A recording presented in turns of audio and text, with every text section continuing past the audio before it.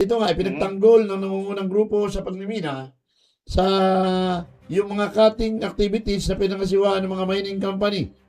Nanindigan na rin at nasabing operasyon ay sinagawa sa mahigpit na environmental oversight at regulatory requirements. Sa magkakahiwalay na pahayag ng Chamber of Mines of the Philippines at ng Philippine Nickel Industry Association o PNIA, sinabi ng mga ito na nagpuputol ng puno ay naaayon sa local mining at environmental laws and regulations. Alinsunod rin ito sa commitment ng sektor sa environmental protection. Ayon kay COP Chairman Michael Toledo, inaatasan ng batas sa mga mining company na magpatupad ng progressive rehabilitation at environmental protection programs na mahigpit na binabantayan nga ng gobyerno. Dapat, batay nga sa naturang patakaran, dapat ay maibalik ng mga kumpanya at mapaganda ang forest cover sa buong buhay ng isang mining project at higit sa lahat ay pasailalim sa mahigpit na regulasyon pangkapaligiran ng bansa. Ayon pa sa PNIA na ang kasapian ay umaabot sa may 74% ng nickel production sa bansa na ang mga legal na obligasyon ay hindi tinuturing na basta requirement kundi patuloy na pangako para sa proteksyon ng kalikasan. Una nang inihayag ng Department of Environment and Natural Resources na ang proyekto ay nagtataglay ng isa sa pinakamataas na mitigation standard sa bansa.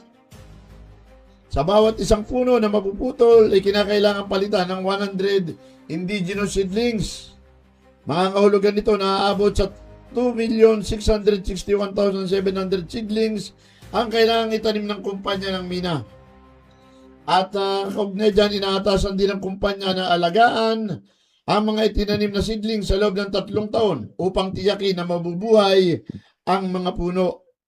Ayon pa kay Toledo, sa tala ng Mines and Geosciences Bureau, ang sektor ng pagmimina ay nakapagtanim ng mahigit 74 million seedlings sa may 56,000 hektaryang lupain sa buong bansa na may survival rate na 90%.